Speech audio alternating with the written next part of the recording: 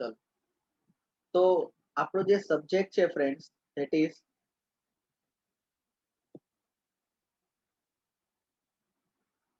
international account, is divided in the 4 chapters.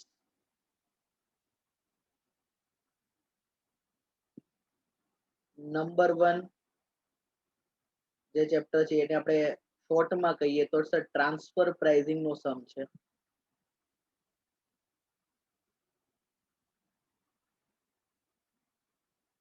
Number 2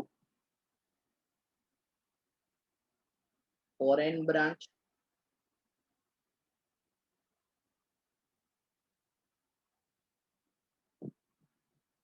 number 3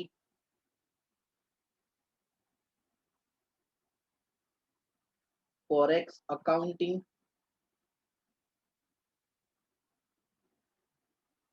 number 4 જે છે એ theory chapters છે.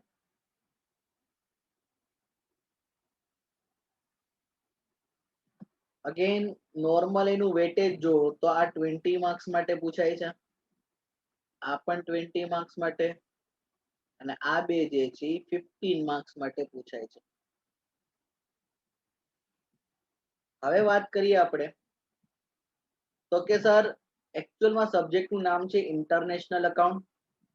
That means યાદ રાખજો, ઇન્ટરનેશનલ અકાઉન્ટ એટલે સમજી લેજો કે તમે ટ્રાન્ઝેક્શન જે છે એ out of the boundary of India એવા લોકેશન સાથે કરો છો ટ્રાન્ઝેક્શન.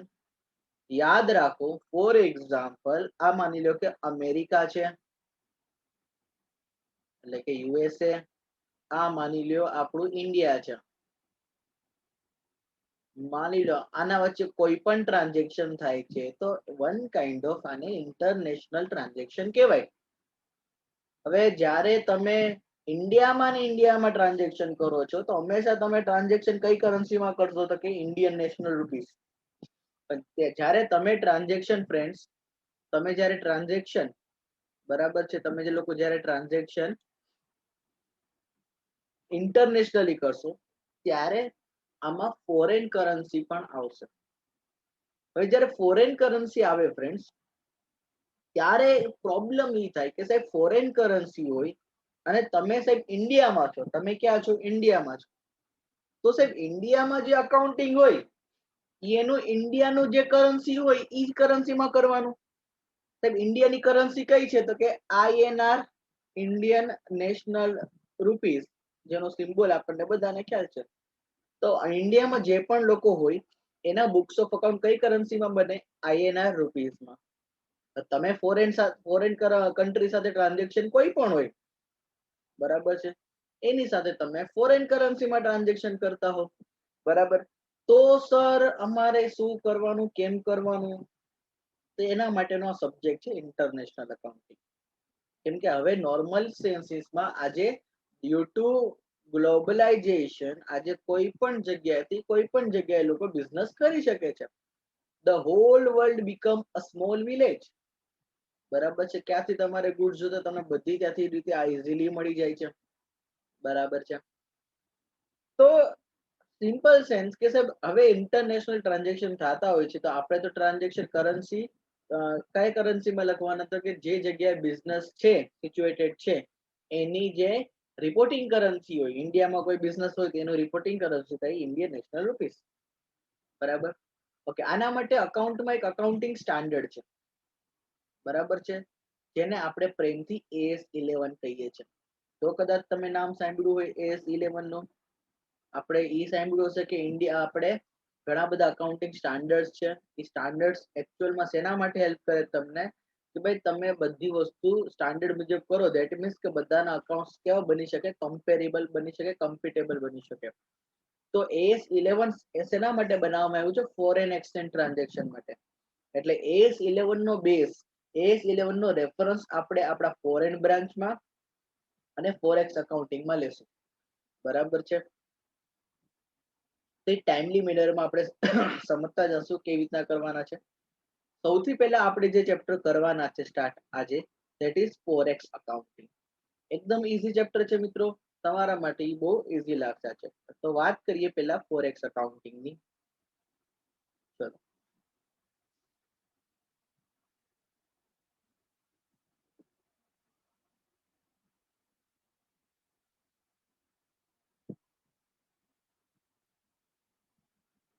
ચલો તો વાત કરીએ ફ્રેન્ડ્સ ફોરેક્સ અકાઉન્ટિંગ ની. તો સૌથી પહેલા હું તમને આનું કવરેજ લખાવી દઉં, જે નોટ્સ લખાવું બરાબર છે, તમારે એના સ્ક્રીનશોટ પાડતા હું કહું ત્યારે પાડી દેજો, જેનાથી તમને શું રહેશે આમાં હેલ્પ શું રહેશે કે સર તમે ઇઝીલી આ ચેપ્ટર ને બહુ આરામથી બસ નોટ્સ સમજી લઈએ આપણે, સારી રીતે કન્સેપ્ચ્યુઅલી સમજી લેશું એટલે તમને એકે સમમાં ક્યાંય વાંધો આવશે નહીં. પછી બધા સમ તમારા માટે બચ્ચું જેવા લાગશે. બરાબર છે. ચલો તો હવે આપણે આ ચેપ્ટરમાં આગળ વધીએ. બરાબર. ચલો તો અહીંયા કેવા કેવા ટ્રાન્ઝેક્શન થાય છે સર? તો અહીંયા એવા એવા ટ્રાન્ઝેક્શન છે, ધ્યાનથી જોયો કેવા કેવા ટાઈપના ટ્રાન્ઝેક્શન. 3 ટાઈપના ટ્રાન્ઝેક્શન તમે આ ક્વેશ્ચનમાં સોરી આ ચેપ્ટરમાં કવર કરશો. આપણે 3 ટાઈપના ટ્રાન્ઝેક્શન્સ આપણે કવર કરી રહ્યા છે.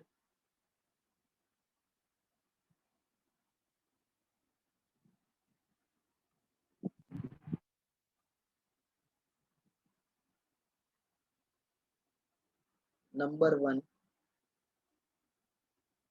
નંબર 2 અને number 3.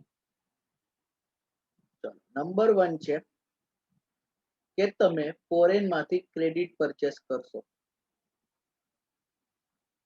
Credit purchase from foreign country.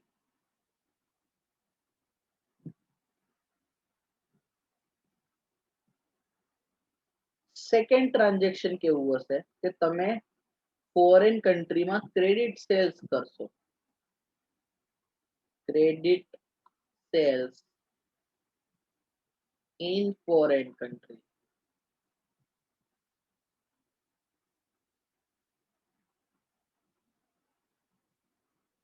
અને ત્રીજું જે આપણે સમજશું હવે,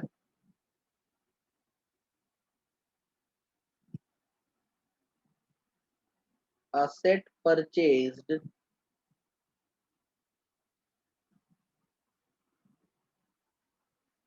from foreign country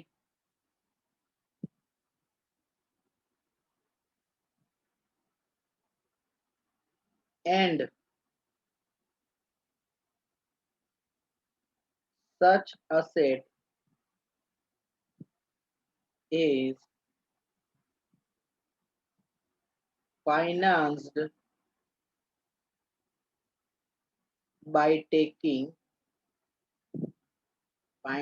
by taking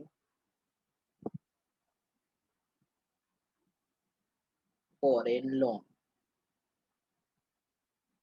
ભાઈ આ 3 ટાઈપના ટ્રાન્ઝેક્શન આપણા સિલેબસમાં કવર થયા છે. કે એક તો સર માની લ્યો કે આપણે ક્રેડિટ પરચેસ કરી.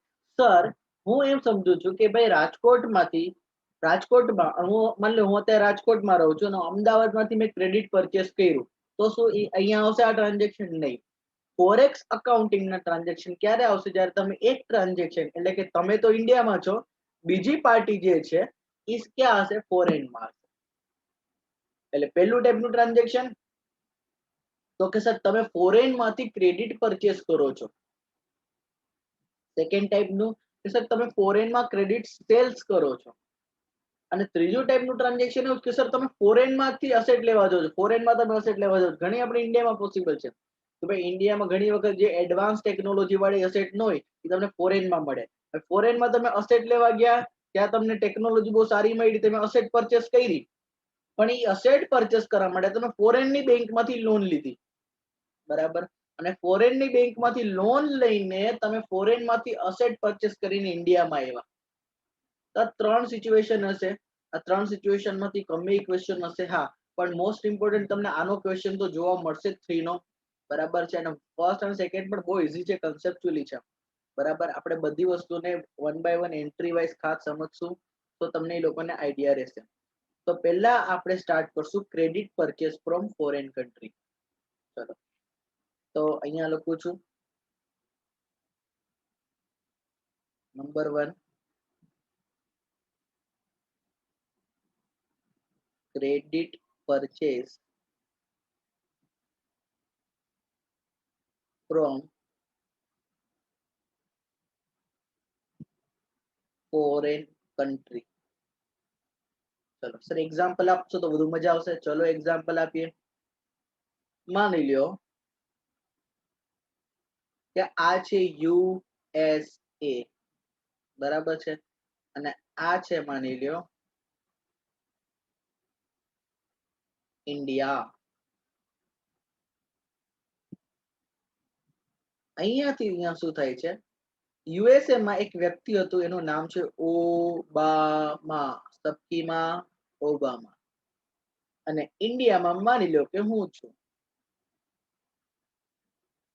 હવે હું શું કરું છું, તો કે મેં ઓબામા પાસેથી ગુડ્સ પરચેસ કર્યા.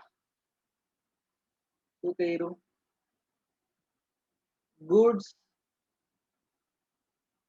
પરચેસ કર્યા, અથવા તો બની શકે સર અસેટ પરચેસ કરી, ઓર શું કહેવાય શકે, અસેટ પરચેસ કરી, વોટ એવર ધ ટ્રાન્ઝેક્શન. તો આ ભાષામાં મારે આપણી ભાષામાં આરસી શું કર્યું કહેવાય, ઇમ્પોર્ટ કર્યું કહેવાય કે એક્સપોર્ટ કર્યું કહેવાય? ચલો બોલો મને.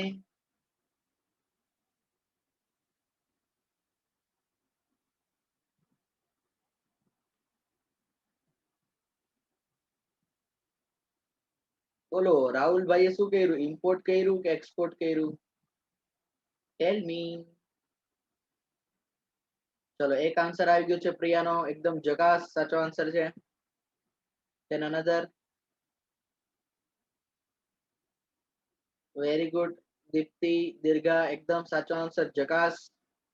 ખુશ્બુ વેરી ગુડ. ચલો ઓલમોસ્ટ બધાનો આન્સર સાચો કે રાહુલભાઈએ જે કર્યું સર, રાહુલભાઈએ જે કર્યું. ચલો રાજશ્રીનો પણ એકદમ સાચો આન્સર, જકાસ. તો રાહુલભાઈએ જે કર્યું એને આપણે અહીંયા કહેશું ઇમ્પોર્ટ કર્યું કહેવાય. શું કર્યું કહેવાય? ઇમ્પોર્ટ. ગુજરાતીમાં એને કહેવાય આયાત. बराबर. तुझे याद कर लिया है आयात की तरह, એટલે કે ઇમ્પોર્ટ की तरह. બરાબર છે. ટાઈપ સોંગ ને ના બગાડી દો. ઓકે વાંધો નહીં. તો ઇમ્પોર્ટ કર્યું કહેવાય રાહુલભાઈ. ઇમ્પોર્ટ એટલે ફોરેન કન્ટ્રી માંથી તમે કાંઈ પણ વસ્તુ પરચેસ કરશો. બરાબર. હવે જોજો મિત્રો, નોર્મલી બાજુમાં એક્ઝામ્પલ આપીને સમજાવું કે આવો પ્રશ્ન શું કામ આવે છે. જેમ કે જો તમે સાહેબ ઇન્ડિયામાં છો, બરાબર, મેં કીધું હા ઇન્ડિયામાં છું.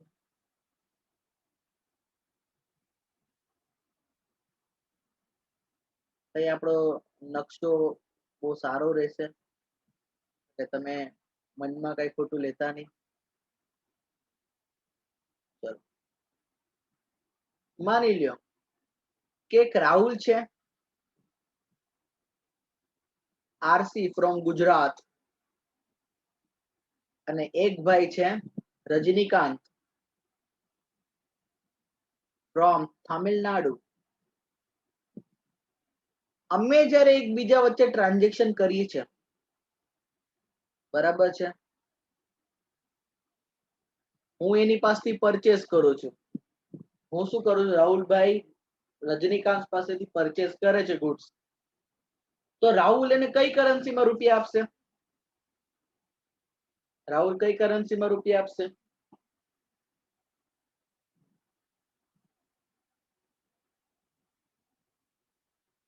બોલો રાહુલ કઈ કરન્સીમાં રૂપિયા આપશે?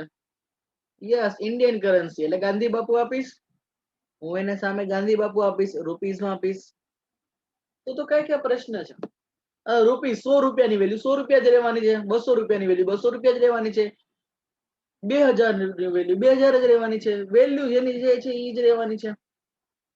પણ તકલીફ ક્યાં પડે ખબર છે? તકલીફ ફોરેક્સ અકાઉન્ટિંગમાં પડે. સર કેમ તકલીફ પડે? તો નોર્મલ ડોમેસ્ટિક ટ્રાન્ઝેક્શનમાં કાંઈ વાંધો નથી આવતો. વાંધો ક્યાં આવી જાય છે ખબર છે? અહીંયા કે સર તમારે એને જે પેમેન્ટ કરવાનું છે, મેં કીધું હા બરાબર, મારે ઓબામાને પેમેન્ટ કરવાનું છે. હવે ઓબામાને તમે રૂપીસ તો આપી નહીં શકો, એના શું થશે? ઇલ્લા કઈ નથી સમજાતું. ઓબામાની કરન્સી એટલે કે યુએસએ ની કરન્સી છે ડોલર, યુએસ ડોલર. આપણી કરન્સી છે રૂપીસ. હવે આ રૂપીસ ઇન્ડિયા યુએસએ માં તો ચાલે નહીં, ગાંધી બાપુ ત્યાં ચાલતા નથી, બરાબર. તો સર શું કરશું? તો જનરલી આ ઈ લોકો વચ્ચે ટ્રાન્ઝેક્શન થાય જ્યારે પણ પરચેસ સેલ્સ નું આ લોકો એગ્રીમેન્ટ કરે, એમ ન હોય કે હાલ ભાઈ ગુડ્સ મોકલ આલે, એ વચ્ચે પેલા એગ્રીમેન્ટ થાય. જ્યારે એગ્રીમેન્ટ થાય તો એગ્રીમેન્ટમાં લખ્યું હોય કે સેટલમેન્ટ તમારે કઈ કરન્સીમાં કરવાનું છે. સેટલમેન્ટ જનરલી ઈ જ કરન્સીમાં થઈ જે કરન્સી એકચ્યુઅલમાં આખા માર્કેટમાં વધુ ચાલતી હોય. ફોરેન માર્કેટમાં સૌથી વધુ જો કોઈ કરન્સી ચાલતી ઈ છે ડોલર. કેમ કે ડેવલપ્ડ કન્ટ્રી છે અને ફોરેન ડોલર એટલે ચાલે છે કેમ કે ઇઝીલી અવેલેબલ થઈ જાય છે, બરાબર છે. અને આમ ડેવલપ કન્ટ્રી છે, બરાબર છે.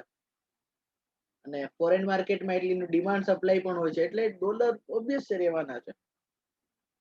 એટલે ઓબામા મને શું કહેશે કે મિસ્ટર રાહુલ, તમે મને રૂપીઝમાં નહીં આપતા પેમેન્ટ, તમે મને ડોલરમાં આપજો. હવે પાછો પ્રશ્ન સાહેબ, મારી પાસે તો રૂપિયા છે, હું ડોલરમાં કેવી રીતે આપું? મારી પાસે ડોલર ક્યાંથી હોય? ત્યારે આપણે એક બેંકની મદદ લેવા જવાની. કેની મદદ લેવા જવાની? બેંકની.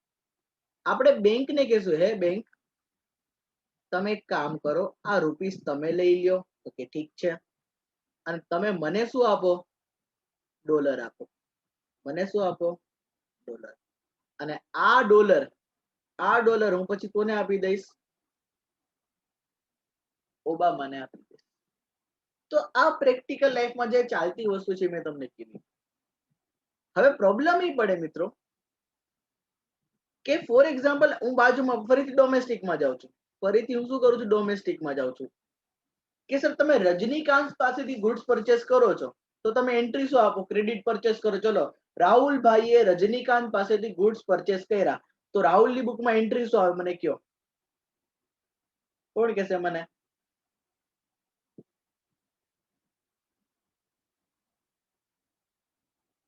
રાહુલભાઈની બુકમાં એન્ટ્રી શું આવે?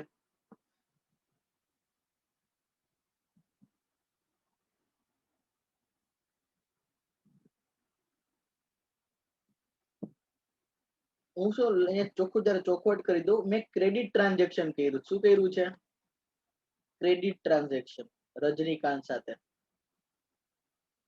ચલો હવે હું ચોખવટ કરી દીધી મેં, તો એન્ટ્રી વિલ બી, ચલો દીર્ઘા સાચો આન્સર આપ્યો, વેરી ગુડ દીર્ઘા, જગાસ. બીજા કોઈ?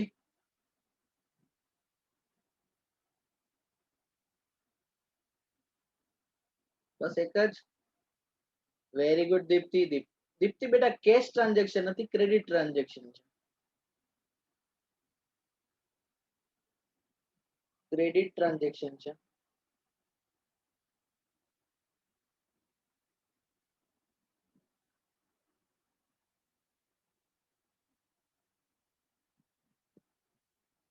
ચલો, તો એન્ટ્રી શું આવે? સિમ્પલ નિયમ છે, ગુડ્સ પરચેસ કર્યા છે. પરચેસ શું છે? ખર્ચો છે. પરચેસ શું છે? એક્સપેન્સ છે. તમને જો કદાચ રૂલ્સ ડેબિટ ક્રેડિટના રૂલ્સ યાદ ન હોય તો એકવાર હું તમને આ રૂલ્સ ફરીથી, તમને ખબર છે બે વ્યૂ પોઈન્ટ છે, traditional view point, accounting equation view point. Traditional view point મુજબ અકાઉન્ટના 3 ટાઈપ પડે છે, પર્સનલ, રિયલ, નોમિનલ. અને ત્રીજા અકાઉન્ટિંગ ઇક્વેશન વ્યૂ પોઈન્ટ મુજબ, અકાઉન્ટિંગ ઇક્વેશન વ્યૂ પોઈન્ટ મુજબ અકાઉન્ટના 5 ટાઈપ પડે છે. એક તો asset account, expense account, income account, liability account અને કેપિટલ અકાઉન્ટ. અને નિયમ બહુ સિમ્પલ છે, આના રૂલ બહુ સિમ્પલ છે. શું સર? શું ડેબિટ અને શું ક્રેડિટ? જો કોઈ પણ ટ્રાન્ઝેક્શન થી અસેટ વધે તો ડેબિટ, અસેટ ઘટે તો ક્રેડિટ. એક્સપેન્સ વધે તો ડેબિટ, એક્સપેન્સ ઘટે તો ક્રેડિટ. ઇન્કમ વધે તો ક્રેડિટ, ઘટે તો ડેબિટ. લાયબિલિટી અને કેપિટલ વધે તો ક્રેડિટ, ઘટે તો ડેબિટ. બહુ સિમ્પલ રૂલ છે મિત્રો, આમાં કાયામાં લોચા લાપસી વાળો પ્રશ્ન છે. તો આ જ થિંકિંગ આ ચેપ્ટરમાં ચલાવશો, દરેક એન્ટ્રી કન્સેપ્ચ્યુઅલી તમને સમજાઈ જશે. હવે તમે સિમ્પલી સમજો કે આરસી એ રજનીકાંત પાસેથી ક્રેડિટમાં ટ્રાન્ઝેક્શન કર્યું છે, મતલબ આરસી માટે તો પરચેસ શું કહેવાય, તો કે સાહેબ એક્સપેન્સ કહેવાય. અને બીજો રજનીકાંત આપણો અહીંયા શું બની જશે, રજનીકાંત, રજનીકાંત, તો કે સર ઈ મારો ક્રેડિટર બની જશે. ક્રેડિટર બોલે તો લાયબિલિટી, બરાબર. તો હવે સિમ્પલી કયો, ગુડ્સ પરચેસ કર્યા, એક્સપેન્સ વધ્યો, એક્સપેન્સ વધે તો ડેબિટ, એટલે હું એન્ટ્રી આપીશ પરચેઝ અકાઉન્ટ ડેબિટ.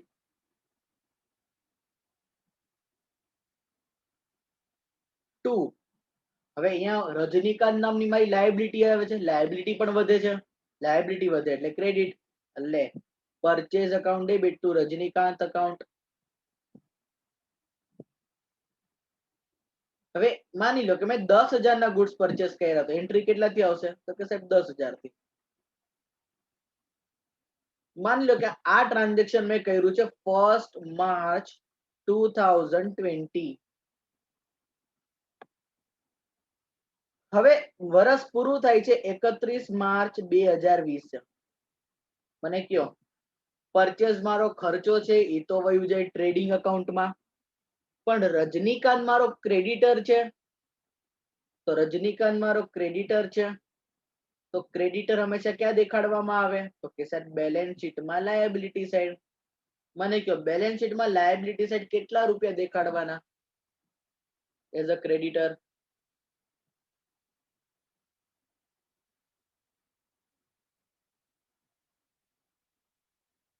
બોલો.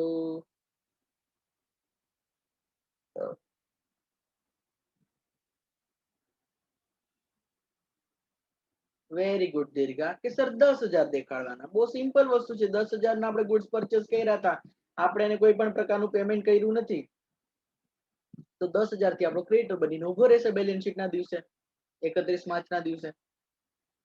તો સર આ જ વસ્તુ બાજુમાં કરવાની, હા આ જ વસ્તુ બાજુમાં કરવાની, પણ પ્રોબ્લેમ શું છે ખબર છે, પ્રોબ્લેમ ઇઝ કે તમને ખ્યાલ હશે કે તમે જેમ કેમ અત્યારે માર્કેટમાં શેર બજાર હોય, શેરની પ્રાઇસ ઉપર નીચે થતી જાય, પછી ઓલું કોમોડિટી માર્કેટ હોય એમસીએક્સ, જેમાં દરેક કોમોડિટી, ક્રૂડ છે, એલ્યુમિનિયમ છે, ઓઇલ છે, ગોલ્ડ સિલ્વર, આ બધાની પ્રાઇસ ઉપર નીચે થતી જતી હોય, એવી જ રીતે ફોરેન માર્કેટ પણ છે. અને ફોરેન માર્કેટના અંદર કરન્સીનો પ્રાઇસ પણ ઉપર નીચે થયા કરે છે ડેઈલી બેઝિસ પર. તમને ખબર ન હોય તો મિત્રો તમારે ખાલી નોલેજ માટે કહું કે ઇન્ડિયા જ્યારે 1913 ની વાત કરું, ખાલી 1930, જ્યારે તમે બધા બહુ નાના હતા, 1913 માં આપણે પેલા કેટલો સમૃદ્ધ દેશ હતા મિત્રો, કે ₹1 ઇઝ ઇક્વલ ટુ અપ્રોક્સ કંઈક $10 જેવું હતું. મતલબ તમે ₹1 $10 પરચેસ કરી શકો. અને તમારે તો ઘણા કદાચ ફોરેન જો ગયા હોય ફરવા, તો તમે ફોરેનમાં ફોરેન કરન્સી ચાલે, તમારે ફોરેન કરન્સી પરચેસ કરવી પડે, તેનો ભાવ બોલાય. 1913 માં બહુ સારી પરિસ્થિતિ હતી. આફ્ટર ઇન્ડિપેન્ડન્સ 1947, જ્યારે અગેન તમે બધા બહુ નાના હતા, ત્યારે હવે ત્યારે રૂપિયાની વેલ્યુ શું થઈ ગઈ, ₹1 ઇઝ ઇક્વલ ટુ $1. તો મને આમાં કહેશો, આ ટ્રાન્ઝેક્શનમાં રૂપિયો મજબૂત થયો કે રૂપિયો નબળો થયો, રૂપિયાની વેલ્યુ ઇન્ક્રીઝ થઈ કે રૂપિયાની વેલ્યુ ડિક્રીઝ થઈ, શું લાગે છે?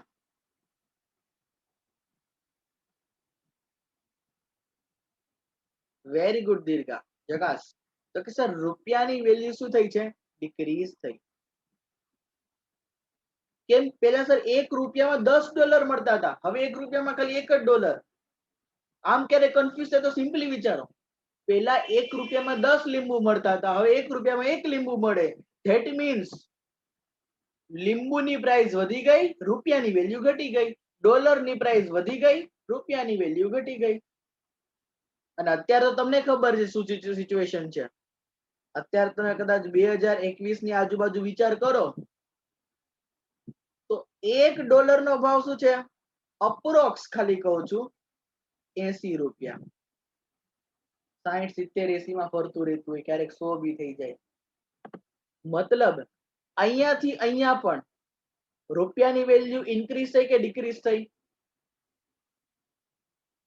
પેલા ₹1 આપતો તો મને $1 મળતો, હવે ₹80 આપું ત્યારે મને $1 મળે છે. તો અહીંયા રૂપિયાની વેલ્યુ શું થઈ? ડિક્રીઝ. અને ડોલરની વેલ્યુ શું થઈ? ઇન્ક્રીઝ. ભાઈ તમે ઇકોનોમિક્સમાં ભણ્યા હો ભાઈ કે જનરલી આ બધાની વેલ્યુ ઇન્ક્રીઝ ડિક્રીઝ ડિમાન્ડ સપ્લાયના રૂલ ઉપર ચાલે. લોકો ફોરેન ટ્રાન્ઝેક્શન ડોલરમાં વધુ કરતા, એટલે ડોલર ડિમાન્ડ વધે તો પ્રાઇસ વધે. એટલે જ તો આપણા મોદીજી એવી ટ્રાય કરી રહ્યા છે કે આપણે મેક ઇન ઇન્ડિયા, એમ એટલે કે તમે શું કહેવાય કે અહીંયાથી ઇન્ડિયામાંથી તમે વધુ ને વધુ એક્સપોર્ટ કરો, ઇમ્પોર્ટ નહીં. કેમ કે એક્સપોર્ટ કરશો ફોરેન માર્કેટમાં તો રૂપિયાની ડિમાન્ડ વધશે, રૂપિયાની ડિમાન્ડ વધશે તો રૂપિયાની વેલ્યુ વધશે. શું કામ અત્યારે રૂપિયાની વેલ્યુ ઘટે છે? બીકોઝ આપણે એટલું જોયું એક્સપોર્ટ નથી કરી શકતા. એટલે તો આપણે ટ્રાય કરી રહ્યા છે, કેમ કે રૂપિયાની વેલ્યુ જેટલી વધશે ફ્યુચરમાં એટલી જ વસ્તુ ફાયદો છે બધાને. એટલે એક્સપોર્ટ કરો, અથવા તો પછી ફોરેન ઇન્વેસ્ટમેન્ટ કે ભાઈ તમે ઇન્ડિયામાં ઇન્વેસ્ટમેન્ટ કરો. કેમ? ઇન્ડિયામાં ઇન્વેસ્ટમેન્ટ રૂપીઝમાં થાય, ડોલરમાં તો ન થાય. તો રૂપીઝમાં ઇન્વેસ્ટમેન્ટ કરવા માટે એ લોકો ડોલર પર રૂપીઝ પરચેસ કરવા પડશે ફોરેનરને. રૂપીઝ પરચેસ કરશે તો રૂપીઝ ડિમાન્ડ વધશે, ડિમાન્ડ વધે તો પ્રાઇસ વધે. તો આ બધું ઇકોનોમિક્સ છે. પણ સિમ્પલી તમે એ સમજો, હવે આપણે એનું અકાઉન્ટિંગ પર્પઝ થી વસ્તુ સમજવાની છે. તમે બાજુમાં જે જોયું કે સાહેબ મેં 1 માર્ચે 10,000 પરચેસ કર્યા હતા, તો 31 માર્ચે મારે 10,000 જ દેવાના થાય છે, કેમ કે ડોમેસ્ટિક ટ્રાન્ઝેક્શન છે. પણ અહીંયા એવું નથી. અહીંયા શું થશે? માની લ્યો કે મેં 1 માર્ચે ઓબામા પાસેથી આરસીએ 1 માર્ચે $10,000 ના ગુડ્સ પરચેસ કર્યા, $10,000. તો ડેફિનેટલી આરસી એન્ટ્રી શું આપશે? તો કે entry will be same, purchase account debit to RC. But એકચ્યુઅલમાં અહીંયા $10,000 છે. હું ડોલરમાં તો ન લખી શકું. $10,000 છે તો મારે એને રૂપીઝમાં કન્વર્ટ કરવા પડે. જે દિવસે મેં ટ્રાન્ઝેક્શન કર્યું એ દિવસે શું હતું ડોલરનો રેટ? માની લો કે ₹70. તો એકચ્યુઅલમાં મેં રૂપિયામાં એને કન્વર્ટ કરવા જાવ તો મેં કેટલા રૂપિયાનું પરચેસ કર્યું કહેવાય? 7 લાખ રૂપિયાનું. પણ 31 માર્ચે આરસી નહીં, સોરી મારી ભૂલ થઈ ગઈ, આરસી ના આવે, અહીંયા શું આવશે? ઓબામા. તો ઓબામા મારો ક્રેડિટર 7 લાખ રૂપિયાથી બોલશે 1 માર્ચે. પણ શું 31 માર્ચે 7 લાખ નો જ હશે? શું 31 માર્ચે ઓબામા 7 લાખ રૂપિયાનો જ હશે? તો કે નહીં, કેમ કે સરપ્રાઈઝ તો ફ્લક્ચ્યુએટ થતા કરતી હોય. તો સિમ્પલી વિચારો કે શું ઓબામાની વેલ્યુ 1 માર્ચે 7 લાખ રૂપિયા હતી, તો 31 માર્ચે શું 7 લાખ જ હશે? તો કે નહીં સર. કેમ? ડેલી બેઝિસ ઉપર ડોલરની વેલ્યુ ચેન્જ થયા કરે છે. નો ડાઉટ મારે ઓબામાને તો $10,000 જ દેવાના છે, પણ 1 તારીખે $1 વેલ્યુ ₹70 હતી. માની લ્યો કે સર 31 માર્ચે $1 પ્રાઇસ, અહીંયા કેમ $1 પ્રાઇસ ₹70 થઈ ગઈ. માની લો 31 માર્ચે $1 પ્રાઇસ ₹80 થઈ ગઈ. તો આનો મતલબ એમ થયો ને સર કે હવે તમારે ઓબામાને ડોલરમાં તો 10,000 જ મળશે, પણ ડોલર તમારે તો પરચેસ કરવા પડશે ને. 1 માર્ચે જ્યારે તમે ટ્રાન્ઝેક્શન કર્યું ત્યારે તમને શું લાગ્યું કે સર 7 લાખ રૂપિયાનું પરચેસ છે, મારે ઓબામાને 7 લાખ દેવાના છે. હવે 31 માર્ચે માની લો કે મારે એનું કેલ્ક્યુલેશન કરવાનું થાય, 31 માર્ચે પૈસા દેવાના થાય, તો એના જેવું થયું ને. 1 માર્ચે હું જોઉં છું $1 નો ભાવ ₹80 થઈ ગયો. ધેટ મીન્સ કે હવે મારે $10,000 પરચેસ કરવા હોય તો એ મારે કેટલા થશે મને ટોટલ પેમેન્ટ? તો કે 8 લાખ રૂપિયા.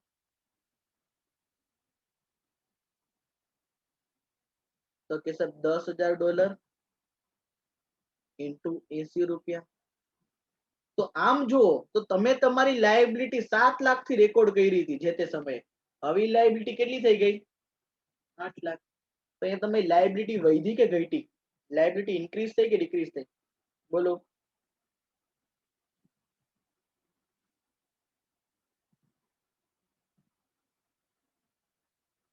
શું કહો છો? લાયબિલિટી તમારી ઇન્ક્રીઝ થઈ કે ડિક્રીઝ થઈ? ચલો તો ધ્યાનથી જો કે પહેલા જે વસ્તુ મેં લાયબિલિટી 7 લાખ થી રેકોર્ડ કરી હતી, હવે લાયબિલિટી, હવે મારે ઓબામાને પહેલા 7 લાખ દેવાના હતા, હવે મારે ઓબામાને પેમેન્ટ કરવા માટે એકચ્યુઅલ મારે કેટલા ખર્ચવા પડશે? 8 લાખ. ઓબામાને હવે મારે કેટલો ખર્ચ કરવો પડશે? 8 લાખ રૂપિયા. તો જો મિત્રો અહીંયા લાયબિલિટી ઇન્ક્રીઝ થાય છે કે ડિક્રીઝ થાય છે? મને કયો. ઓબામા નામની લાયબિલિટી ઇન્ક્રીઝ થાય છે કે ડિક્રીઝ થાય છે?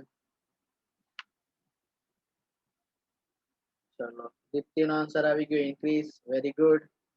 જકાસ. બાકી બધા? ચલો વેરી ગુડ. બધા બસ આવી રીતના રિસ્પોન્સ આપજો એટલે મજા આવે.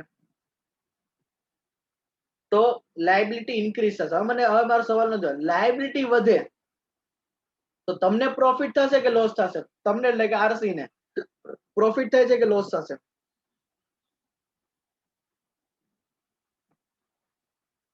Very good Rajshree. Very good Bhautika. Very good everyone. સરસ. Yes, that's nice answer. કે સર લાયબિલિટી વધે તો લોસ થશે. બરાબર છે. Okay very good. Very good. મતલબ જો હું 31 માર્ચે પેમેન્ટ કરી દઉં તો મારે 1 લાખ વધુ પેમેન્ટ કરવા પડશે. That will be my loss and loss will be treated as exchange loss. આ એક્સચેન્જ લોસ ક્યાં જાય સર? તો કે પીએનએલ અકાઉન્ટમાં. એક્સચેન્જ લોસ ક્યાં જશે? તો કે સર પીએનએલ અકાઉન્ટમાં ડેબિટ થશે. ક્યાં ડેબિટ થશે? P&L account. આવું કોણે કીધું સર? આવું અકાઉન્ટિંગ સ્ટાન્ડર્ડ 11 એ કીધું. બરાબર છે. તો બોટમ લાઈન મેં તમને આખી વસ્તુ એક્ઝામ્પલના ફોર્મમાં કન્સેપ્ચ્યુઅલી સમજાવી છે. બરાબર. હવે હું જે તમને સમજાવું છું હવે એની તમને નોટ્સ લખી દઈએ. નોટ્સ આપણે એની સમજી લઈએ તો એના પણ જે પણ સમ છે આપણે બહુ ઇઝીલી કરી શકશું. બરાબર છે. અહીંયા સુધીમાં કોઈને કઈ ડાઉટ હોય તો પ્લીઝ પૂછી લ્યો.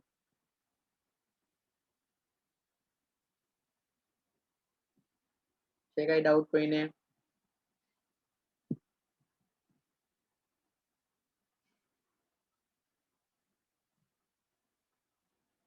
ચલો ચકાસ. તો હવે તમારે શું કરું ફ્રેન્ડ્સ? જો તમને એકદમ સમજાઈ ગયું હોય અને કઈ ડાઉટ ન હોય તો જસ્ટ ચકાસ કરી બોલી દેવાનું. હું સમજી જાઉં કે ના બરાબર રેડી છે. બરાબર. એમને ઘણી વખત હું પૂછું સમજાઈ ગયું, ડાઉટ છે તો સમજાઈ ગયું એના પછી આન્સર આવે યસ. એટલે સમજાઈ ગયું, ડાઉટ છે તો એકચ્યુઅલમાં યસ આપવો કે નો આપવો ખબર ન પડે. તમારે શું લખી દેવાનું? ચકાસ. સમજી જઈશ. બરાબર. તો જો હવે નોટ્સમાં આપણે જે ફર્સ્ટ છે કે સર ક્રેડિટ પરચેસ. બરાબર છે. From foreign country. કે સર ફોરેન કન્ટ્રીમાંથી ક્રેડિટ પરચેસ કરો છો તો સૌથી પહેલા તો શું થશે?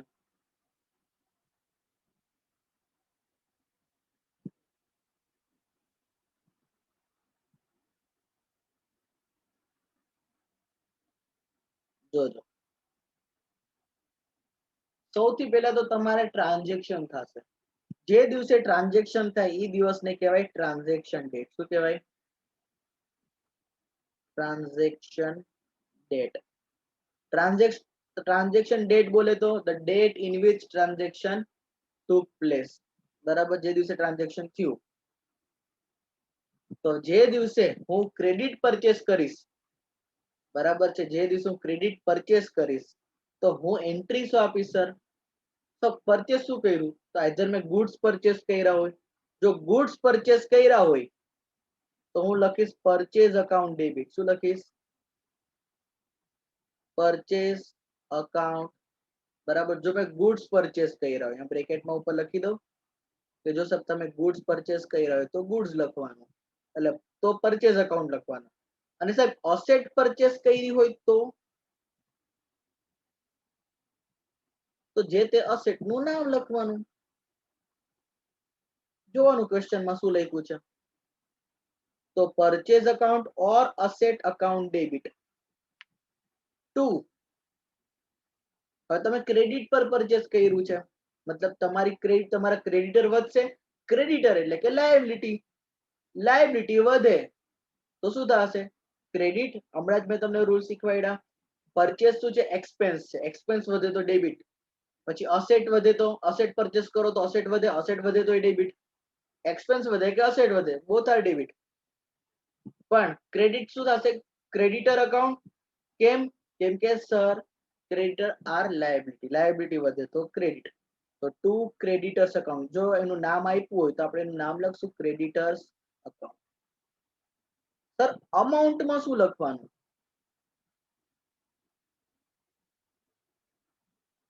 આ તો તમે એન્ટ્રી કીધી ને, હવે કયો આની અમાઉન્ટ કેવી રીતના ગોતવાની?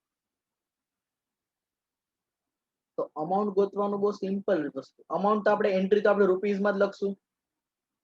રૂપીઝ કેવી રીતના ગોતવાના સર? કેમ કે ક્વેશ્ચનમાં તો એમ કીધું છે તમે $10,000 નું પરચેસ કર્યું, તો તમારે ડોલરને કન્વર્ટ કરવાના રૂપીઝમાં. કેવી રીતે કરશું સર?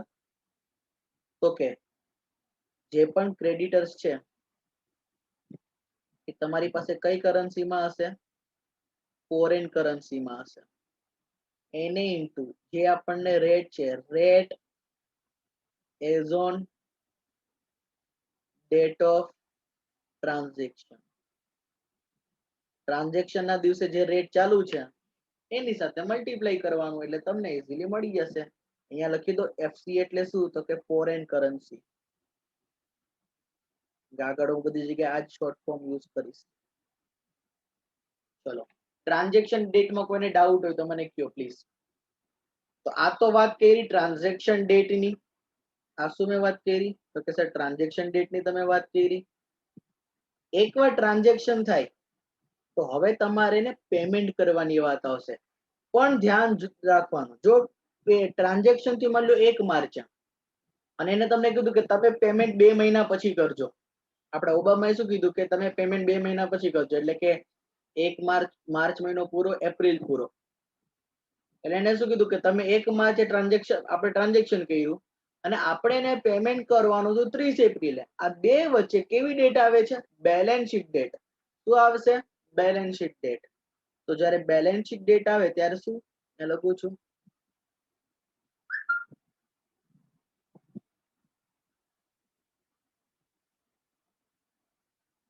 Balance sheet date. બરાબર છે. તો એને કહેવાય આપણી ભાષામાં અહીંયા સબસિક્વન્ટ રેકગ્નિશન. સર આવું શું કામ કરવાનું?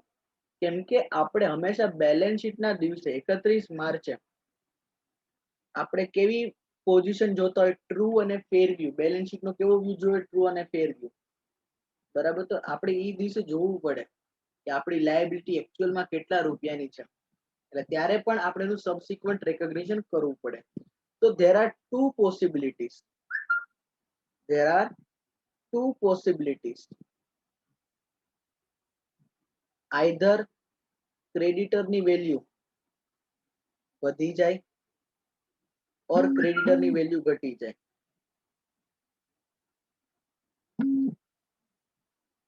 અહીંયા લખું છું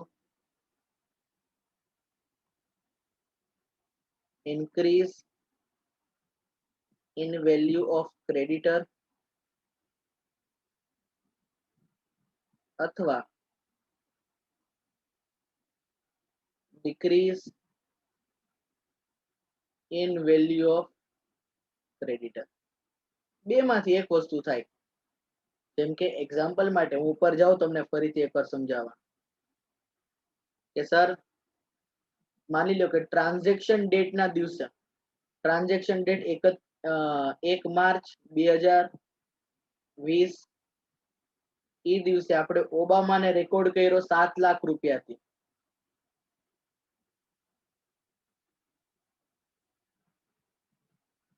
અને આપણે એને પેમેન્ટ કરવાનું છે 30 એપ્રિલ 2020. તો આ ડેટ થઈ ગઈ ટ્રાન્ઝેક્શન ડેટ, આ ડેટ થઈ ગઈ ડેટ ઓફ પેમેન્ટ એટલે કે સેટલમેન્ટ ડેટ. પણ આ બે ની વચ્ચે એક તો 31 માર્ચ આવે છે, જેને આપણે બેલેન્સ શીટ ડેટ કહેશું. પરચેસ ભલે 7 લાખ નું થયું, એટલે 7 લાખ કેવી રીતના મળ્યા હતા આપણે, તો અહીંયા આપણે લખું છું $1000, અને ત્યારે 70 રૂપિયા ભાવ ચાલતો હતો.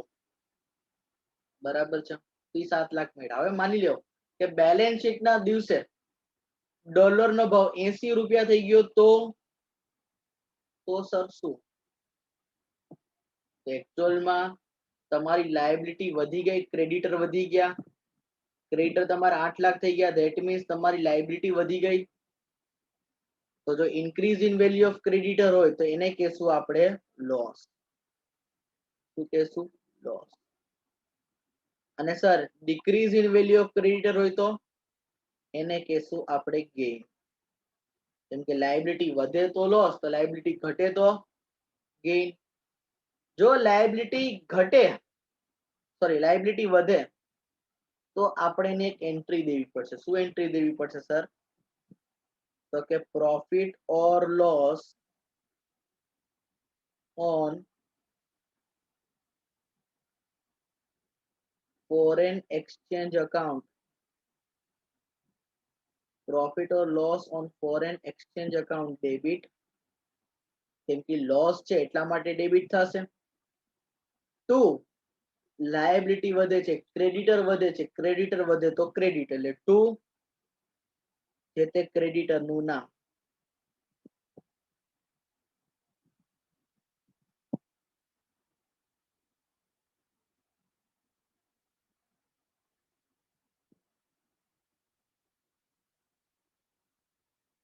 તો સર આ અમાઉન્ટ કેવી રીતે ગોતવાની? તો સિમ્પલી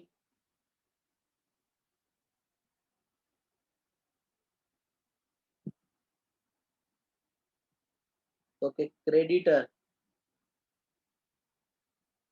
બરાબર છે, ક્રેડિટર જે ફોરેન કરન્સીમાં છે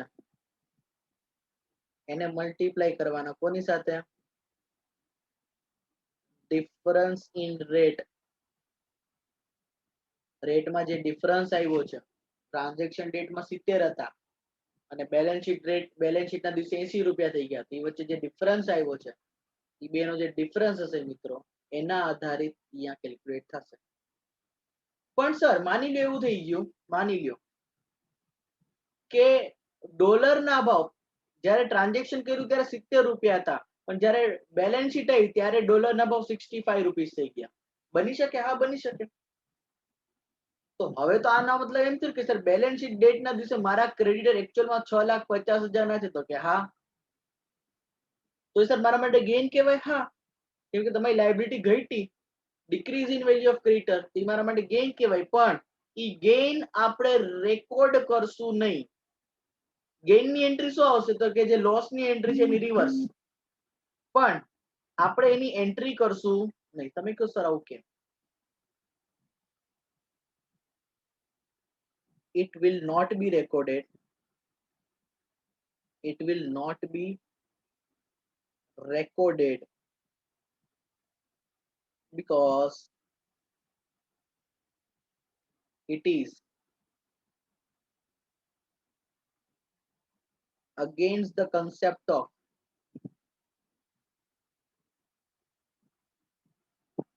conservatism. કન્ઝર્વેટિઝમ કન્સેપ્ટ શું કે છે ફ્રેન્ડ્સ? કે ભાઈ ફ્યુચર લોસ હોય તો રેકગ્નાઇઝ કરો, પણ ફ્યુચર ઇન્કમ રેકગ્નાઇઝ કરવાની નહીં. તો આ આપણા માટે ફ્યુચર ઇન્કમ છે, ફ્યુચર ગેઇન છે, તો એ વસ્તુ રેકગ્નાઇઝ નહીં કરવાની. હા, પણ ફ્યુચર કોઈ લોસ છે તો હા એ રેકગ્નાઇઝ કરવાનું. એટલે this is against the concept of conservatism એટલે આપણે ગેઇન રેકોર્ડ કરી શકશું નહીં. હા, પણ લોસ છે તો એ તરત રેકોર્ડ કરી નાખવાનો. બરાબર છે? ચલો, આટલામાં પેલા ડાઉટ છે કોઈને? નો હોય તો ટેલ મી જગાસ.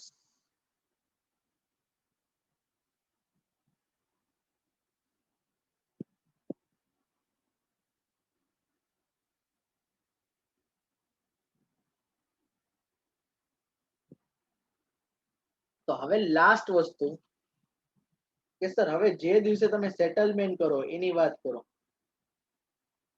કે સાહેબ આપણે 30/4 સેટલમેન્ટ કરશું, ઓબામાને પેમેન્ટ કરશું, તો એની વાત કરો. હાલો કરીએ એની વાત.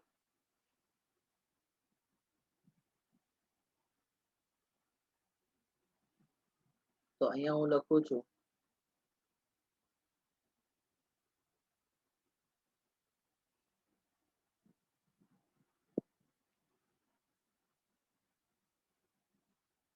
Settlement date.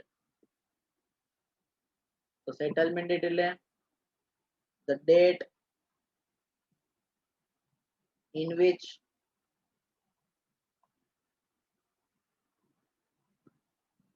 payment is made to creditor.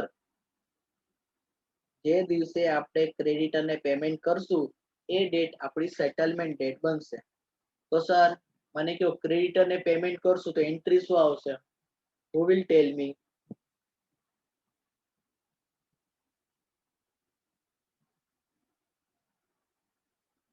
Creditor ને પેમેન્ટ કરવાની એન્ટ્રી શું આવશે?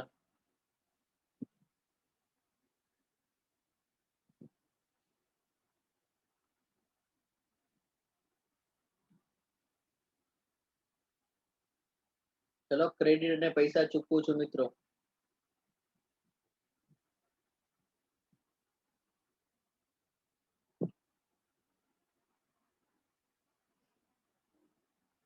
Very good Dirgha. ચકાસ. Very nice answer.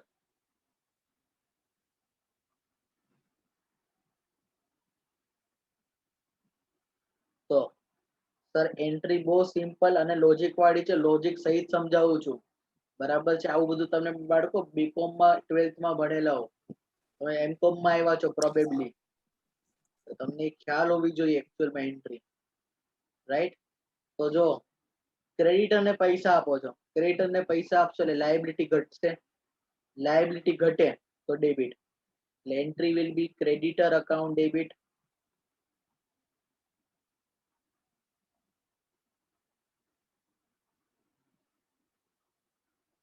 entry will be creditor account debit to creditor account debit to પૈસા જશે આપડા. બરાબર છે? જનરલી આ બધા ટ્રાન્ઝેક્શન બેંક થી થાય એટલે બેંક બેલેન્સ ઘટશે. બેંક બેલેન્સ શું કહેવાય આપણા માટે? અસેટ કહેવાય. અસેટ ઘટે તો ક્રેડિટ એટલે ટુ બેંક અકાઉન્ટ.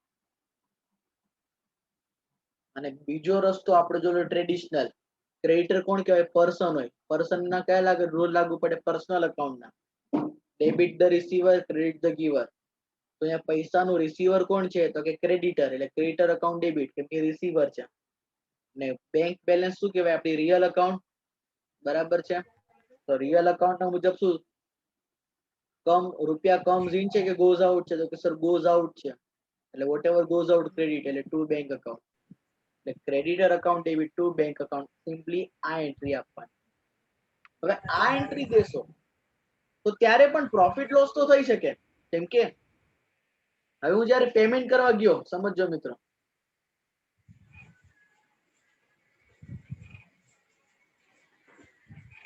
સિચ્યુએશન જોજો કે સાહેબ અહીંયા 80 રૂપિયા થઈ ગયા હતા ડોલરના બેલેન્સ શીટ દિવસે, 8 લાખ રૂપિયા આપણે ક્રેડિટર રેકગ્નાઇઝ કરી નાખ્યા હતા, 1 લાખ વધારી નાખ્યા. હવે સેટલમેન્ટ કરવા ગયા ત્યારે $1 નો ભાવ સાહેબ થઈ ગયો તો 95 રૂપીસ. ધેટ મીન્સ $1000 નું પેમેન્ટ કરવા માટે મારે કેટલા પૈસા ચૂકવવા પડશે? તો કે 9,50,000. તો તમે આ ડેટ વચ્ચે તો 1 લાખ નો લોસ કર્યો. તમે કેટલાનો લોસ કર્યો? 1 લાખ નો. પણ આ ડેટ થી આ ડેટ ની વચ્ચે પણ તમને લોસ કેટલાનો થઈ ગયો? 1.5 લાખ. બરાબર છે? ક્લિયર થાય છે? એટલે ટોટલ આમ જોશો તો કે તમે જે ટ્રાન્ઝેક્શન કર્યું તે 70 રૂપિયામાં રેકોર્ડ કર્યું હતું, સેટલમેન્ટ થાય છે ત્યાં સુધીમાં 95. આમ જોવો તો કેટલાનો ટોટલ લોસ થયો? તો કે ટોટલ લોસ આમ જોવા જઈએ તો 2.5 લાખ રૂપિયાનો થયો, પણ 2.5 લાખ માંથી 1 લાખ કયા પીરિયડ ને લાગુ પડે છે? તો કે સર 1 માર્ચ થી 31 માર્ચમાં થયો, અને બાકીનો જે 1.5 લાખનું નુકસાન કયા પીરિયડમાં થયું? તો કે 31 માર્ચ થી લઈને 30/4 વચ્ચે. ટોટલ 2.5 લાખનો લોસ આ રીતે છે. તો જ્યારે સેટલમેન્ટ કરશો ત્યારે પણ તમને એ વસ્તુ થશે, ફોરેન કરન્સીમાં ચેન્જ આવશે. તો તમે જ્યારે સેટલમેન્ટની એન્ટ્રી આપશો, બરાબર છે, સેટલમેન્ટની જ્યારે તમે આવી એન્ટ્રી આપશો, બરાબર છે, તો તમારે સિમ્પલી એ વખતે પણ તમને શું થશે? પ્રોફિટ થશે અથવા તો લોસ થશે. તો એ કેવી રીતે? જો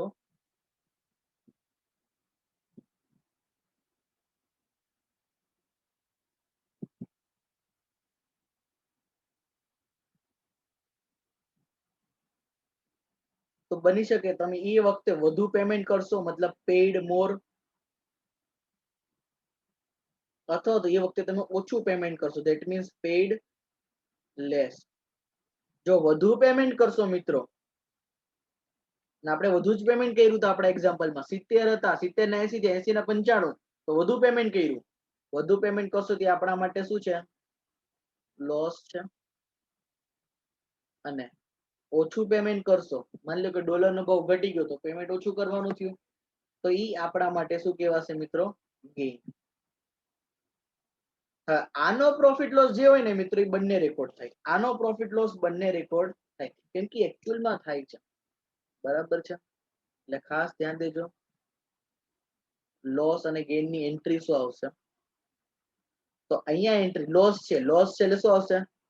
તો કે profit or loss on foreign exchange account debit, અને લાયબિલિટી વધશે તો ટુ ક્રેડિટર, બરાબર. અને ગેઇન થશે તો લાયબિલિટી ઘટશે એટલે creditor account debit to gain, income અને ગેઇન ના અકાઉન્ટ શું થાય? ક્રેડિટ થાય, to profit or loss on foreign exchange account. એકવાર ગેઇન અને લોસ રેકોર્ડ કર્યા પછી તમારે ફાઇનલી સેટલમેન્ટની એન્ટ્રી આપી દેવાની, બસ. એટલે એકચ્યુઅલમાં આટલી વસ્તુ એક ક્વેશ્ચનમાં કરવાની આવે. તો ધ્યાનથી હું આને સ્ક્રીનને સાવ નાની કરી દઉં.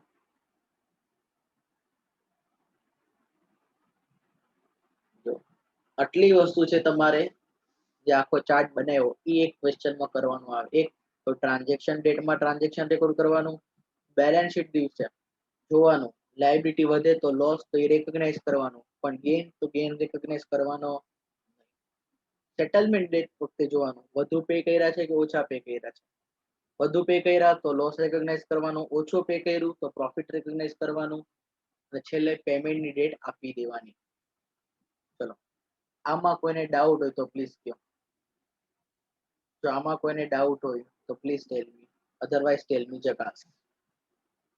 પહેલા તમે ફોરેક્સ અકાઉન્ટિંગમાં આપણે જે નોટ્સ છે એનો ફર્સ્ટ પાર્ટ છે કે આપણે આ ચેપ્ટરમાં કેટલું ભણવાનું છે એનો સ્ક્રીનશોટ લઈ લો.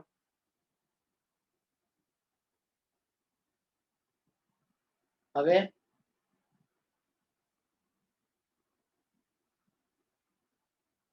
આખો ચાર્ટ જોઈએ આપણે, આવે છે કે નહીં સ્ક્રીન ઉપર?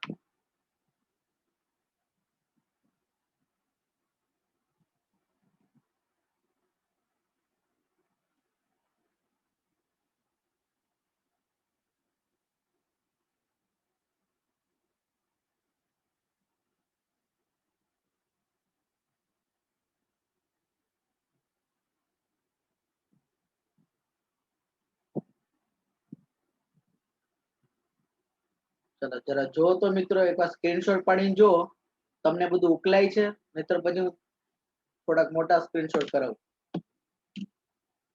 એકવાર સ્ક્રીનશોટ લઈને મને કહો કે આ સર સ્ક્રીનશોટ તમને સમજાય છે, દેખાય છે. એક્ઝેક્ટ ન દેખાય તો પછી મોટા મોટા સ્ક્રીનશોટ લઈ લઈએ. એ જરા ચેક કરી લેજો ઝૂમ કરીને કે બધી વસ્તુ ઉકેલાયેબલ છે કે નથી ઉકેલાયેબલ. ઉકેલાય છે, સરસ. લ્યો તો નોટ્સમાં તમે શું કરશો, સૌથી પહેલા ઉપરની વસ્તુ લખશો અને પછી આ એક ચાર્ટ લખી લેશો. ડન. હવે આ ચાર્ટ ઉપરથી આપણે હવે ક્વેશ્ચનમાં આગળ વધીએ. ચલો આ ચાર્ટ ઉપરથી આપણે ક્વેશ્ચન કરીએ.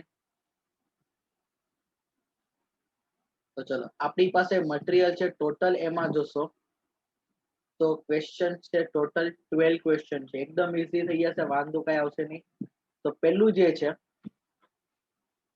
શું લખ્યું છે ધ્યાનથી જો, ક્રેડિટ પરચેસ એટલે કે ઇમ્પોર્ટ. સર ગુડ્સ આપણે પરચેસ કરે છે તો આપણે એને ઇમ્પોર્ટ કહેશું, બરાબર. એના 3 ક્વેશ્ચન આપણી પાસે છે, એમાંથી એક ક્વેશ્ચન તો એક્ઝામ નો જ છે, એટલે તમને ખ્યાલ આવશે કે એક્ઝામમાં કેવો બચ્ચા જેવો ક્વેશ્ચન પૂછાય છે.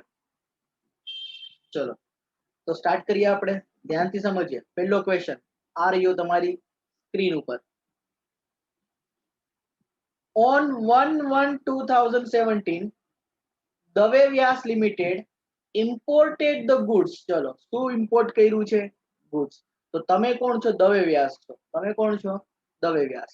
દવે વ્યાસ ઇન્ડિયામાં છે, એને ગુડ્સ ઇમ્પોર્ટ કર્યા છે, બરાબર છે. કઈ તારીખે? તો કે સર 1 જાન્યુઆરી 2017. કેટલા રૂપિયાના ગુડ્સ પરચેસ કર્યા? તો $1,00,000. શું કર્યું? $1,00,000. કોની પાસથી? From Peters and company of Canada. કેનેડામાં એક પીટર્સ એન્ડ કંપની છે, એની પાસેથી ગુડ્સ પરચેસ કર્યા. ચલો હવે એક કામ કરું, જો તો હું એમ કહી શકું કે એક વ્યક્તિ કેનેડામાં છે, હા સર, એનું નામ છે પીટર્સ એન્ડ કંપની, ઓકે. બીજો વ્યક્તિ છે ઇન્ડિયામાં છે, એનું નામ છે દેવવ્યાસ. તો આપણે કોણ છે સાહેબ? આપણે દેવવ્યાસ છે. આપણે દેવવ્યાસની બુકમાં એન્ટ્રી કરવાની છે. ચલો હવે ટ્રાન્ઝેક્શન કયા દિવસે થયું છે? પહેલા તો જોવાનું ટ્રાન્ઝેક્શન ઇમ્પોર્ટ નું છે કે એક્સપોર્ટ નું છે સર? તો કે સર ટ્રાન્ઝેક્શન ઇમ્પોર્ટ નું છે, અને ઇમ્પોર્ટ શું કર્યા છે? ગુડ્સ. અચ્છા, ટ્રાન્ઝેક્શન કઈ તારીખે થયું છે? તો કે 1 જાન્યુઆરી 17, એટલે 1 જાન્યુઆરી 2017. અને કેટલાના ગુડ્સ પરચેસ કર્યા છે સર? તો કે સર $1,00,000. ચલો અહીંયા સુધી ક્લિયર થાય છે બધાને શું છે? હિત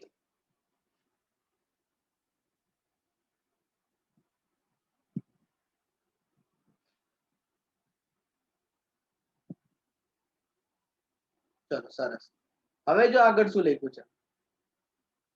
The payment of these goods was made on 50th April. ચલો આ ગુડ્સ નું પેમેન્ટ ક્યારે કરશું? પેમેન્ટ બોલે તો સેટલમેન્ટ. સેટલમેન્ટ ક્યારે કરશું? તો કે સર 15/4/2017. તો સર આ બે વચ્ચે એક એવી તારીખ આવે છે જ્યારે વર્ષ પૂરું થાય છે, એને કહેવાય ડેટ ઓફ બેલેન્સ શીટ, જે છે 31 માર્ચ 2017. તો જો શું લખ્યું છે આગળ? Account was prepaid on 31st March every year. ન કીધું તો અમે સમજી ગયા હતા. એક્સચેન્જ રેટ વર એઝ અંડર. ચલો આપણી પાસે 3 તારીખ છે, એક ટ્રાન્ઝેક્શન ડેટ, એક બેલેન્સ શીટ ડેટ અને એક સેટલમેન્ટ ડેટ. ત્રણેય તારીખના ધ્યાનથી જોશો ને મિત્રો, તો તમને બાજુમાં રેટ લખીને આપ્યો છે કે 1 જાન્યુઆરી $1 નો ભાવ હતો 65 રૂપીસ, 31 માર્ચે $1 નો ભાવ થઈ ગયો 63 રૂપીસ, અને 15/4 $1 નો ભાવ થઈ ગયો 68 rupees. Do necessary dealing note in the accounts book of Dev Vyas Limited according to accounting standard number 11. મતલબ જે ચાર્ટ ભણ્યા છે એ ચાર્ટ અપ્લાય કરવાનો છે, બીજું આમાં કાંઈ કરવાનું છે નહીં, બરાબર. તો બોલો આમાં ડાઉટ છે કાંઈ? તો આપણે જર્નલ એન્ટ્રી સ્ટાર્ટ કરીએ. યસ ઓર નો? ટેલ મી. હવે આપણે જોઈએ પહેલા ખાલી $1 નો ભાવ અહીંયા લખી દઉં. તો કે સર અહીંયા $1 નો ભાવ 65 રૂપીસ. અહીંયા $1 નો ભાવ શું હતો? તો કે 63 રૂપીસ. અને અહીંયા $1 નો ભાવ 68 રૂપીસ. તો 1 બાય 1 આપણે એન્ટ્રી કરતા જઈએ, બરાબર. તો પહેલી એન્ટ્રી કઈ તારીખે આપશું? તો કે on 1/1/2017, બરાબર છે. આપણે એન્ટ્રી આપશું શું? ચલો ગુડ્સ પરચેસ કર્યા છે, તો નોટ્સ માંથી જોઈને મને કયો ગુડ્સ પરચેસ કર્યા હોય અને આપણો ક્રેડિટર કોણ છે અહીંયા? Peter and company. તો મને એન્ટ્રી કોણ કહેશે? ચલો ટ્રાન્ઝેક્શન ડેટ ના દિવસે એન્ટ્રી શું આપીશું? બોલો.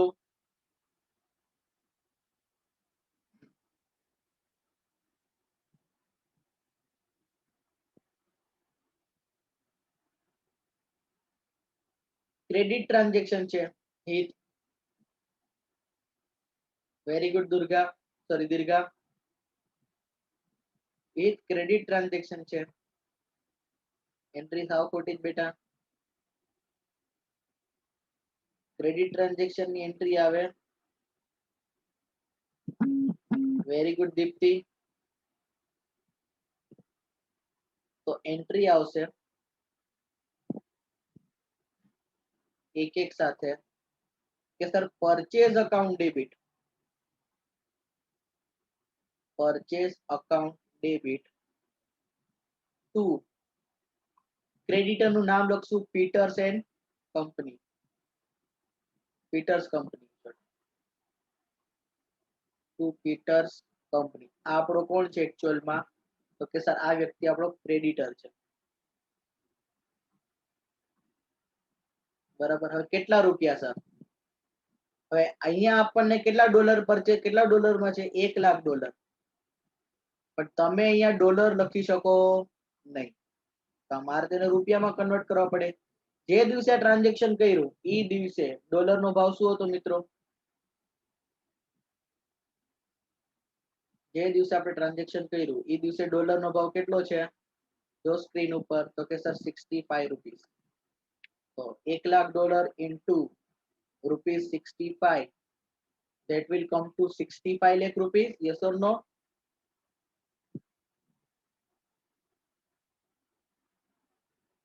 ચલો વેરી ગુડ. અહીંયા લખું છું 65 lakh rupees.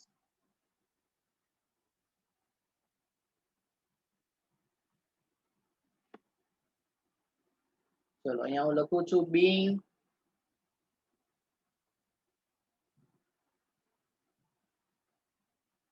goods purchased from Peter's company, comma Canada for of rupees,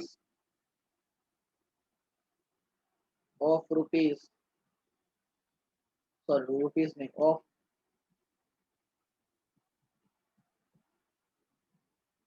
$1,00,000. હવે આપણે શું કરશું? તો કે સર ટ્રાન્ઝેક્શન ડેટ પૂરું, ટ્રાન્ઝેક્શન ડેટ પૂરું. હવે આપણે શું સમજવાનું સર? હવે બેલેન્સ શીટ ડેટ. તો જો બેલેન્સ શીટ ડેટ ના દિવસે જરા જો ધ્યાનથી મને કયો સર, બેલેન્સ શીટ ડેટ ના દિવસે ડોલર ની વેલ્યુ ઘટે છે કે વધે છે? બેલેન્સ શીટ ડેટ ના દિવસે ડોલર ની વેલ્યુ વધે છે કે ઘટે છે? Very good. ડિક્રીઝ થાય છે દીર્ઘા. વેરી ગુડ ખુશ્બુ. કે સર ડોલર ની વેલ્યુ ઘટે છે, ડિક્રીઝ થાય છે. ચાર્ટ માંથી જોઈને મને કયો કે સર બેલેન્સ શીટ ડેટ ના દિવસે જો ડિક્રીઝ થાય તો શું કરવાનું?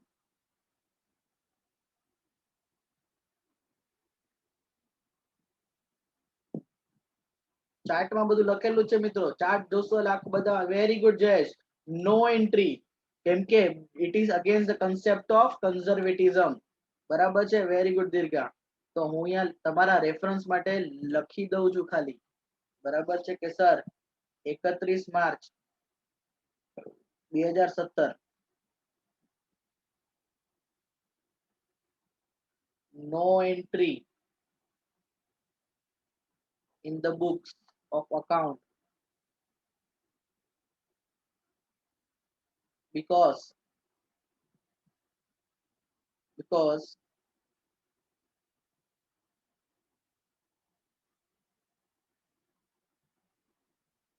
creditors value is decreased and such gain will not be recorded, recorded,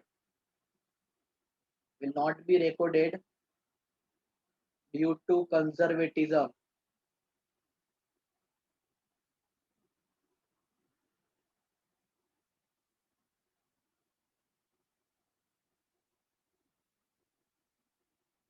Yes, એ સાચી ગેઇન છે પણ રેકોર્ડ નહીં થાય because of conservatism principle, due to conservatism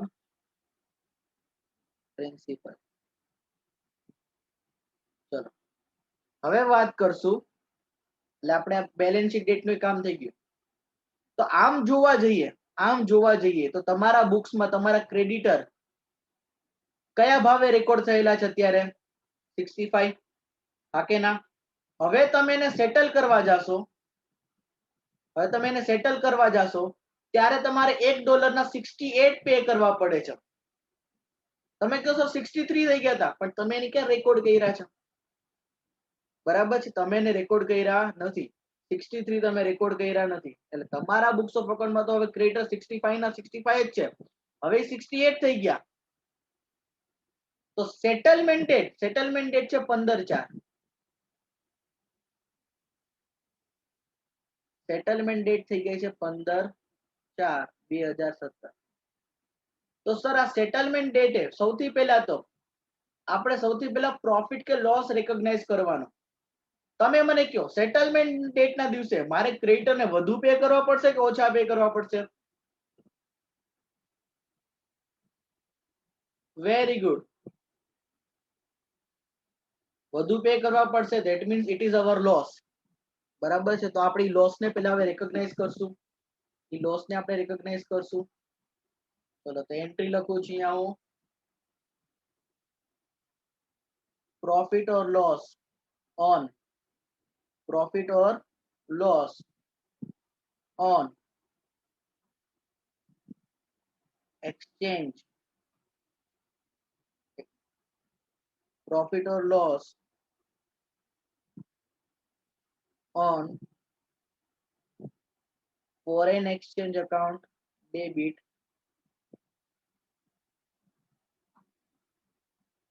foreign exchange account debit to creditor નું નામ શું છે? લાયબિલિટી વધશે એટલે ક્રેડિટર કોણ છે? Peters company. ચલો કેટલો લોસ વધે છે? તો અહીંયા આપણે બ્રેકેટમાં લખું કે સાહેબ કેટલા ડોલર હતા? $1,00,000 ઇન્ટુ સાહેબ પેલા કેટલા રૂપિયા હતા? તો સાહેબ પેલા 65 રૂપીસ ના હતા, હવે 68 રૂપીસ ના થઈ ગયા છે. બરાબર છે, પેલા 68 ના હતા, સોરી પેલા 65 ના હતા, હવે 68 ના થઈ ગયા, મતલબ તમારો 3 રૂપિયાનો લોસ વધી ગયો. બરાબર છે, તો 3 રૂપિયાનો જે લોસ વધી ગયો છે $1 ઉપર, એમાં કેટલા ડોલર છે? 1,00,000. તો કેટલા રૂપિયા આવશે અહીંયા? 3 લાખ રૂપિયા. અહીંયા લખું છું બી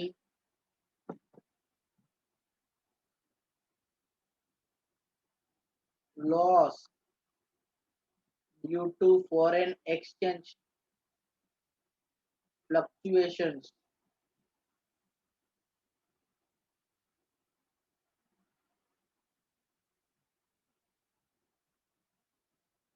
are recorded as on settlement date. Narration તો તમે તમારી રીતે લખી શકો. બરાબર છે, તો હું મારી રીતે લખું છું. બરાબર છે, બુકમાં બી તમને કદાચ અલગ જોવા મળી શકે. હવે આ દિવસે પેમેન્ટ કરશો. હવે આ દિવસે શું કરશો? પેમેન્ટ કરશો. એટલે કે 15/4/2017. ધ્યાનથી જોજો, પીટર્સ તમારી બુકમાં પહેલા કેટલું હતું? 65 લાખ. હવે 3 લાખ થી વધી ગયું. પીટર્સ તમારી બુકમાં કેટલા રૂપિયાનો હતો પહેલા? તો કે ઓરિજિનલી 65 લાખ. હવે તમે આ એન્ટ્રી આપી તો 3 લાખ રૂપિયાથી વધી ગયો, એટલે એકચ્યુઅલમાં તમે પીટર્સ ને 68 લાખ રૂપીસ આપો છો, ભલે ડોલર તો 1 લાખ જ છે, એના માટે તમારે કેટલા ચૂકવવા પડે છે? 68 લાખ રૂપિયા ચૂકવવા પડે છે. એટલે entry will B creditors account debit to bank, એટલે કે Peters company account debit to bank account. કેટલા પેમેન્ટ કરો છો તમે એને? તો કે હવે હું એને પેમેન્ટ કરું છું $1 લાખ, અને $1 નો ભાવ કેટલો છે? 68 રૂપીસ. તો ટોટલ 68 લાખ રૂપિયા. જોજો પીટર્સ નું અકાઉન્ટ ક્લોઝ થવું જોઈએ છેલ્લે. તો 68 લાખ ક્રેડિટ છે, 68 લાખ ડેબિટ થઈ ગયા. અહીંયા લખું છું બિંગ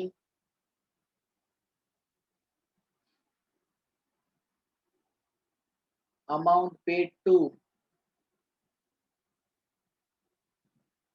creditor, એટલે કે કોણ? પીટર્સ, બરાબર, of rupees $1 lakh, so rupees dollar no, sorry, of $1 lakh at rupees 68. બરાબર છે. ચલો આમાં કોઈને ડાઉટ છે? સિમ્પલી તમે ચાર્ટ જોયો તો તમને આ એન્ટ્રી કરતા ફાવી ગઈ હશે. Come on tell me, yes or નો?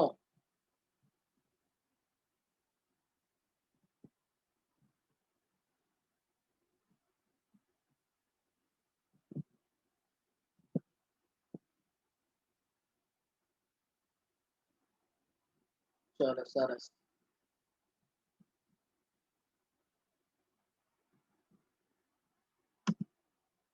તો આપણે સ્ક્રીનશોટ લઈ લઈએ. સૌથી પહેલા આ આપણે નોર્મલી વર્કિંગ કરી છે એનો સ્ક્રીનશોટ લઈ લ્યો, તમારા એક્સપ્લેનેશન માટે. ખાલી એક્ઝામમાં કઈ દેખાડવાની જરૂર નથી. હવે જર્નલ એન્ટ્રીઝ ના, આપણે જર્નલ એન્ટ્રી કોની બુકમાં કર્યું છે? તો કે sir journal entries in the books of Dev Vyas limited છે ને? યસ, દેવ વ્યાસ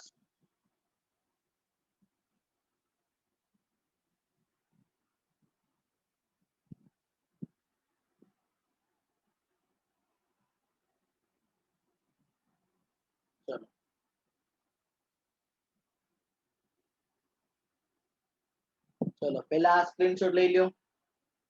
65 પહેલા બે એન્ટ્રી નો, એટલે 2 તારીખ નો સ્ક્રીનશોટ લઈ લ્યો.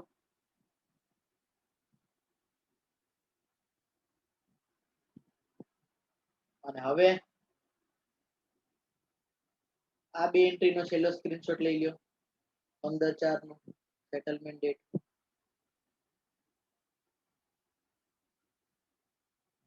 ચલો આમાં કઈ ડાઉટ છે મિત્રો? Is there any doubt? Come on tell me.